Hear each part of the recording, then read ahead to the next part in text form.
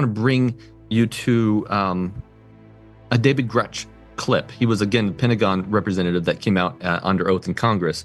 This is from his debut on News Nation. You say it's a 90-year cover-up. Just about, yeah.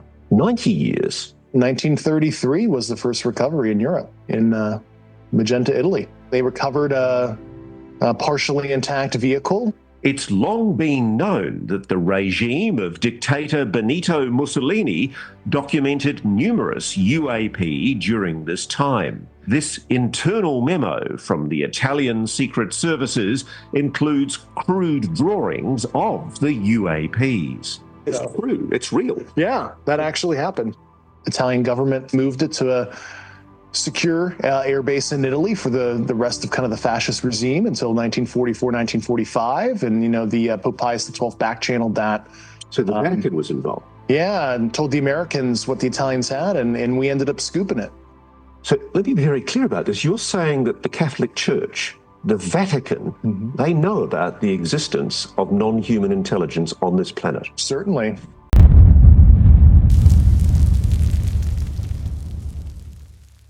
Oh, that's boy. that's where we really get into things, man. Because if the Vatican already knows about what's going on with this thing, all they have to do is come out and say, "Yeah, we're way ahead of y'all." And by the way, we're shaking hands with these things over here, spiritualism. And they've told us that we need to all come together in an ecumenical movement and Protestantism. Why don't you just come back to our church here? Let's join hands. Wow. It's really easy, man. They're already talking about, if you really dig into this stuff, the NHI, as you call them, these demonic entities, their message that they send is not only don't believe what Christ says, or Christ isn't he's just an ascended master like the rest, but they also say this: you need to get right and understand your environment, because environment changes are coming.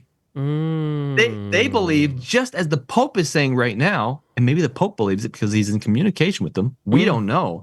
But that's essentially, they already agree on this part. And all has to happen is some natural disasters will start happening. And then people say, okay, we need to get right with God. And who's on this?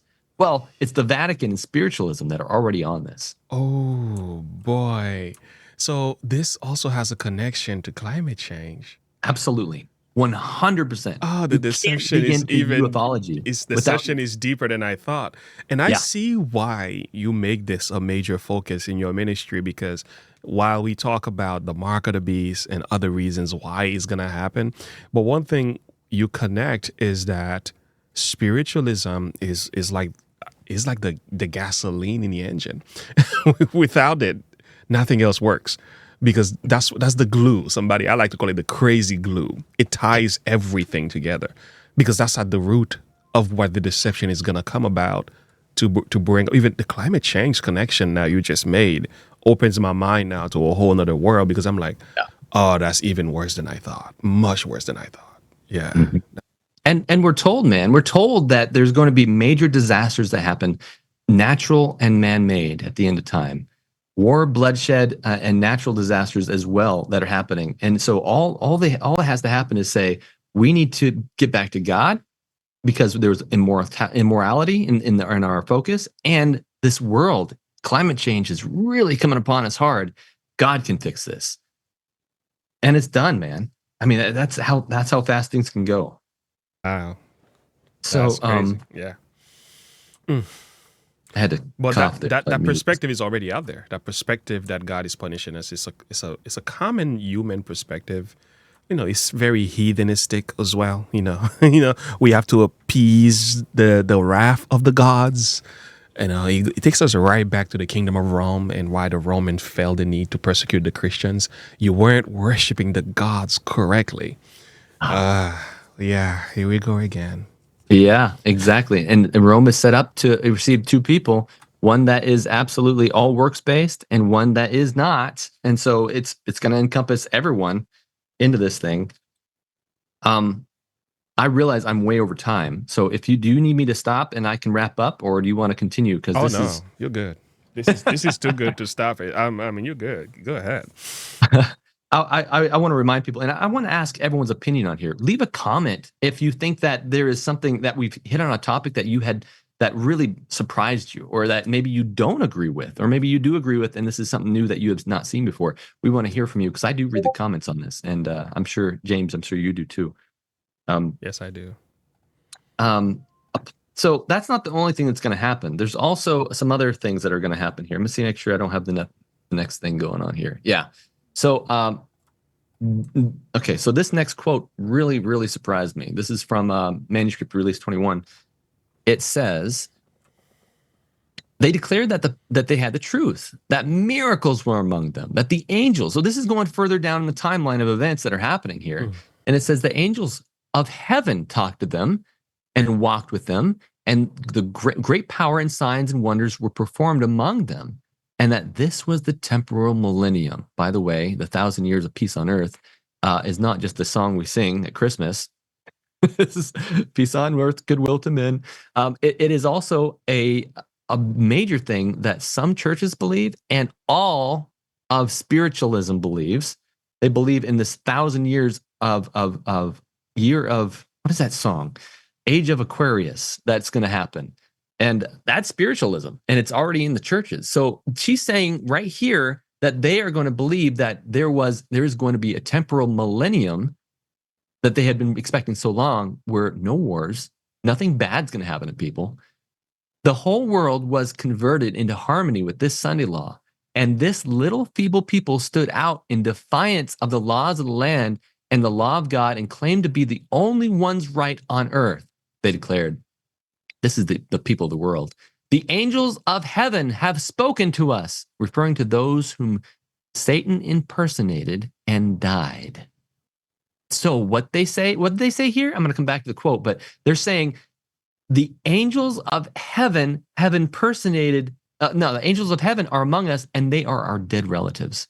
They believe that the angels are the ones that have died and gone to heaven. So we go from there is something extraterrestrial out there to these things are angels among us to, hey, by the way, our angels are actually dead relatives. See the progression of events that's happening here? We can learn things. Yeah. What you see too, humanity is not becoming less spiritual. They're becoming more spiritual as we draw near to the end times. Right. Because the perspective we have now is, the United States and many places of the world have becoming less and less connected with God. There's truth to that. But they're going to become more connected to something else. So there is this leaning towards spirituality as well that you take notice of. That one is very interesting. Very, very interesting. So they say, let's see, I lost my place. Referring to those whom Satan impersonated that had died, and they claim had gone to heaven. You will bear the testimony of the heavenly messengers. They sneered and mocked and derided and abused the sorrowing ones. There was much, much more, and I have not time to write it. Every time I read this quote, I'm like, why in the world? You need to write more. Tell us more. And so that's when they start to believe these angels are dead people. So have there been, we talked a little bit before about these physical agreements that we have had and how that is possible. But is there anything in Spirit of Prophecy that talks about that? Can we legitimize that other than our theories from the music industry in Hollywood? Well, there is. In this one, let me go back. There's here. This is interesting. Review and Herald says, fallen angels upon earth form confederations with evil men. In this age, Antichrist will appear as the true Christ, and then the law of God will be fully made void in the nations of our world. We knew that was coming because that was part of the thing they were saying. Rebellion against God's holy law will be fully ripe, another doctrine of Satan. But the true leader of all this rebellion is Satan, clothed as an angel of light. Men will be deceived and will exalt him to the place of God and deify him, but omnipotence will interpose, and to the apostate churches that unite in the exaltation of Satan, the sentence will go forth. Therefore shall her plagues come in one day, death and mourning and famine, and she shall be utterly burned with fire. For strong is the Lord who judges her. So it's interesting that in our day, I believe it's going to happen in our lifetime. But in this day, it's going to be physical manifestations of these things, and they're going to literally sign contracts. They're gonna say, we're going to form confederations with these evil men. Something's going to happen here on Earth, and it's going to be, I'm going to say it again, a new strange normal that's going to happen, and we're going to be beside ourselves, man. Mm-hmm. It's going to be absolutely nuts. And this is why I want to make sure people understand this. Has this happened already in government? Oh boy, yeah. Watch this. Based on your experience and extensive conversations with experts, do you believe our government has made contact with intelligent extraterrestrials? Something I can't discuss in public setting. So this is under oath. He's not. He has to say some things that are classified. He can't talk about. But the fact that he's just saying, "Oh, I actually can't talk about that in public setting." He's not just saying, "No, that hasn't happened." He's saying, I'm not going to talk to you about that in a public setting, but we're going to talk about that later. Jake Barber, this is a brand new clip that just came out yesterday. And this really opened my mind to what is actually going on here. I'm going to show you this. I presume you got a chance to talk to the psionics. Yeah. When they mentally, telepathically engaged with whatever this intelligence was, what did they tell you about it? All right, I'm going to pause it right there. Cliffhanger. But I'm going to tell you what he says in a second. So who's the name of the individual? Jake who? This is Jake Barber. He's the newest whistleblower that has come out with regard to the government hiding something regarding NHI and physical craft. Mm. And so he's saying what's really fascinating is that he says, do I have this clip? I should. I'm going to hold this. He's saying a lot of things, but what he's saying right here is that the government has a group of people they call the psionics group. Psionics is basically using your mind to control something, kind of like telepathy. And so they believe that this is true. We believe that it's actually demonic entities that are playing games. But he's saying right here that the government has been communicating with these things. And when they communicate with them, the psionics believe they are something, not necessarily extraterrestrial. What do the psionics team say? Watch this. Oh, I wonder. Engaged with whatever this intelligence was, what did they tell you about it? Well, that they refer to it as a they in a very spiritual nature, something like angels and demons. Let's say there's certainly good energies and bad energies, but it's talked of in a very nebulous way like this, because no one really knows what it is. No one, especially on the psionic side, we're still trying to figure that out. We're still trying to figure out exactly what it is. So the psionics team and the government who's talking to these NHI, talking to these things, say, well, it's spiritual in nature, and it's very, very, it's almost angelic when it talked to us. Angels and demons is what he's saying here. I think we just made a full circle, Bradley. You started in the book of Luke, right? And here we are again. Yeah. Wow. Isn't that interesting? Very interesting. So these physical agreements. This is that was Jake Barber. And what the government is saying about these things. So what is their agenda? What can we kind of figure out their agenda is behind this whole thing? Well, it's actually pretty easy because we're told what their agenda is. Law of the land. The miracle working power manifested through spiritualism will exert its influence against those who choose to obey God rather than men. Communications from the spirits will declare that God has sent them to convince the rejectors of Sunday of their error, affirming that the law of the land should be obeyed as the law of God. They will lament the great wickedness of the world. By the way, that's already happening. And a second test, if you look on TikTok, you can follow all these channelers, and they're all saying, there's great wickedness. They're coming to tell us about the great wickedness. They will lament great wickedness in the world. And second, the testimony of the religious teachers that the degraded state of the morals is caused by the desecration of Sunday. Great will be the indignation excited against all those who refuse to accept the testimony. So at the end, this whole spiritualism is coming down to Sunday worship. Correct? Yeah. That is all comes down to one thing. They want worship, which is Isaiah 14:12, how he will exalt himself above the stars of the heaven and be like the Most High. That's what they want. They want the idolatry of the people. Essentially this is how Roger Morneau put it. This is how I've heard actually other people say it inside spiritualism too. They said it's like politics. They truly believe that if they get enough people on their side, God will say, look, it's not worth it to come down here and take these just a couple people. We'll take a couple people away and we'll leave your world to let you be because there's no reason for us to come anymore. wow. What kind of delusion are they under? Strong. Yeah. So there's some hope here because I know this has been very, very weighty, but I think this is very, very important that we kind of go over the hope too. All right.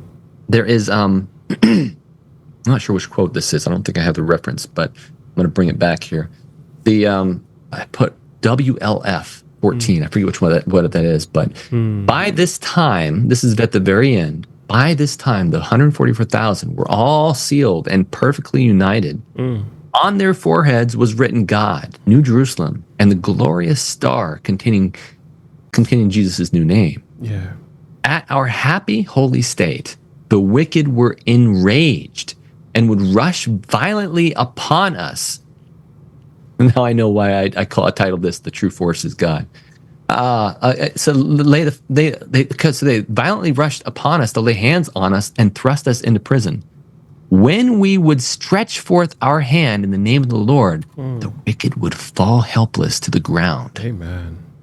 Then it was that the synagogue of Satan knew that God had loved us, who could wash one another's feet and salute the holy brethren with a kiss, and they worshipped at our feet. James, I've read quotes in here. I couldn't find them. If someone in the comments can find them for me, I've been trying to find this quote where she says, we are lit up with the glory of God, and the evil men fall at our feet, and they say, talk nicely about us to the God in heaven. Please help us and save us. And we say, we can't do anything now. It's over. And so we are taken up to heaven. The righteous are saved. God is coming soon, and we don't have to worry about anything but making sure we have the full armor of God on. Make sure you understand what the scripture says. Be in that word daily. Communicate with God daily. Pray to him daily and share what you have learned. And that's it. That's Christianity in a nutshell. I could end here, but I also want to talk about the drones like I promised. Oh yeah, you can. You can. I'm good. I can go till 3:00 as far as I'm concerned. Yeah. I do have to leave at 4 because I have to be at the church that I'm going to preach the same sermon. Okay. The Narrow Way Church, January 25. Sounds good. And I gotta get the hotel, everything down there. But gotcha. But this is I'm gonna pull up my other clips here because I have more clips on my other program. VMix. Man, is there a way you can share some of these clips with me? I'm going to provide, if you want, I did this at my last sermonette. I just put the whole VMix link in the comments, in a pinned comment. And that way people, if they want to use this, they can download it. And you can go inside and edit I'm sorry, did I call it VMix? I meant Prezi. The Prezi presentation. And you can go and select they're all YouTube videos because I've uploaded them to my separate channel, a test channel that I use. And so you can download all those if you want. That would be great because I got a sermon coming up where I'm going to aim on, addressing some of that. So yeah, absolute. Right. There is so much happening here. How are we doing in comments? Are we getting any comments or anybody? Yeah, comment is late right now. Yeah, there's a lot being said. We have 176 watching. Done. Wow. Yeah, it's good. But we also have we have some on Rumble. We have some that are watching also on Facebook. Good. Good. Yeah, but the 176 is on Advent Media Connect. We have another 11 people watching from another channel that I have on it's called Look and Live. So we have about 250 people watching right now.